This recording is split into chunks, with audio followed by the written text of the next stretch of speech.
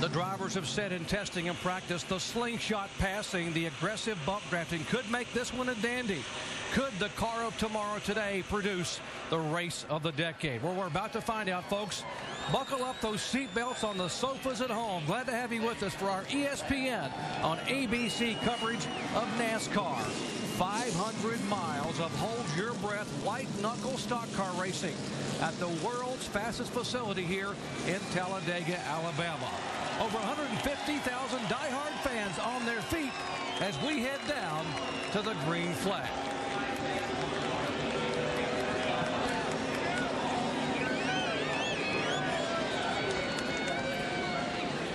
Fans watching and waving. Michael Waltrip's last win came here 4 years ago.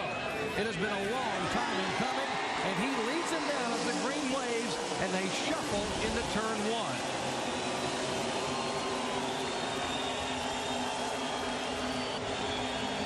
Very important to remember what happens here in restrictor plate racing. It takes them almost an entire lap to get to full speed, and during this lap they are all so close together with that hammer down and throttling wide open. And Jerry, they practiced a couple days here with about 20 cars at a time in a racetrack. Never have they had 43 cars in a racetrack at one time.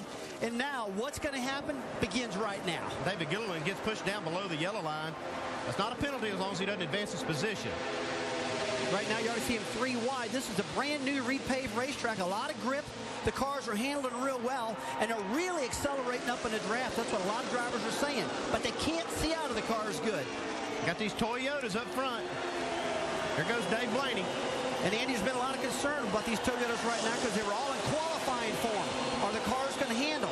I expect 4 or 5 laps to hold on pretty good, if not longer, but then probably the handling is going to change. Look at this high lane. They are 3 wide up on the 33-degree banks. Blaney led the first lap, by the way. Michael Waltrip trying to hang on 3 lanes of drafters at 190-plus miles an hour. Before this race started, all the drivers were talking, be careful, be careful. So I expect they're trying to do that right now, at least to the first pit stop, Andy. Brian Vickers, they're just barely touching the guy in front of him. They're already doing this bump drafting. Up high, some of the Dodges trying to hook up on the move. There's a Toyota Waltrip moving up high. Boy, this is the first time Michael Waltrip's been able to take his car and keep it up front in a long time. It's good to see that. Now, he's loving this. Now, he's going to be racy today. I talked to him. He's really pumped up about this race. Take a look at Bobby Labonte right up the center in the middle of the racetrack right now. Dave Blaney takes the lead. Bobby Labonte driving the 43 car for the King Richard Petty. He won here in '98. Talking about Labonte, he's in the middle groove.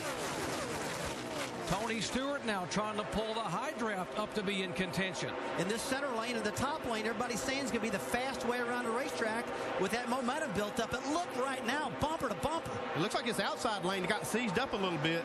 And you see these Toyotas now. Michael Waltrip in the middle. Dave Blaney in the 22 car. Brian Vickers, who won this race a year ago, is his first and to date only NASCAR Nextel Cup win in the 83 car. That's Vickers in the Toyota. And he will pull up and lead as they come by this time. The Toyota's qualified really well, but boy, can he handle good? That's a big concern right now. But take a look at Ryan Newman. He's pulling this train right through the center, right up behind Dave Blaney right now. And you know what? The way they qualified doesn't mean a darn thing right now. It's all about how they draft. That is Ryan Newman in the 12 car. You see they are 3 wide up front. It's Toyota side with Toyota. 83 is Vickers, 55 Michael Waltrip. You see Michael Waltrip, that 55 car, he's using that mirror. He was in that center lane, and he saw Bobby Labonte in the 43 car moving up. He just moved his car right up in front of the 43, and he got the big push. You see him get the lead. Yeah, but Andy, it makes you wonder how good can they see out of the back of these cars. All these drivers we're talking about, we can't see the hand signals. They're really struggling with it. Alan? Talking about Michael Waltrip in that 55 car. Michael, of course, has achieved his greatest success in NASCAR on the super speedways like Daytona and Talladega, winning the Daytona 500 a couple of times. Michael has confidence that he knows what to do with a car in a draft. Rusty, some guys are just better in a draft than others. Michael believes this is his forte. He's showing it right now. And Alan, it's awful good to see Michael Waltrip back up in the lead right now. The guy definitely knows how to run in the speedways. But take a look at right now, Mark Truex. He's just tapping the rear bumper to 43 car of Bobby Labonte, and look how much faster it makes him go. A lot of momentum there. Martin Truex started back in 13th position. Now watch the bump drafting and the telemetry here, 194 miles an hour. All the way up to 4th spot, now trying to move by and sail by the 55 car of Waltrip for the lead. That middle lane and that top lane seems like it's had a lot of momentum, and that's how he just passed him with that momentum in the bump draft around the outside. We'll have to see how it shakes out today. See the Ryan Newman car, number 12, going backwards in the outside lane. Yeah, it looks like he just lost a lot of speed right there. He continued to slow down a little bit. I don't know if he got a handling issue with that car, got out of shape, or what was that last time by. Whoa, Jamie McMurray getting a big push here now from Kevin Harvick. Kevin Harvick started back in 37th position, and folks, here at lap 5, he is contending for the lead. And take a look at Robbie Gordon right in front of Harvick. He just got a big push by Harvick on that one. Michael Waltrip pulls it behind him. And boy, that car, Robbie Gordon and Jamie McMurray almost look identical on the racetrack, Jerry. We have to watch that one. More on Kevin Harvick with Mike.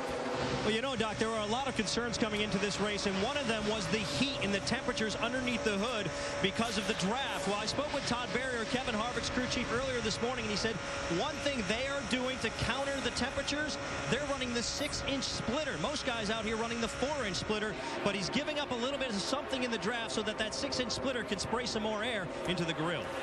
Yeah, a lot of people talked about this splitter like Mike Massaro was just talking about. It's that piece on the very bottom of the car. It's adjustable. It can go forward all the way out to 6 inches or come all the way back to 4 inches. A lot of the drivers are saying if it's back, it's a little quicker. But if it's forward, you can cool the engine better. So it's about a 50-50 split out there today with these competitors. There have been 6 lead changes among 5 different cars, and we may have another one here in just 7 laps. That's how competitive it already is. And now they go 4 wide across the stripe at Talladega. Bottom of the racetrack, Robbie Gordon has the Ford. Behind him is a Toyota, the 55. Then comes Tony Stewart in the Chevrolet.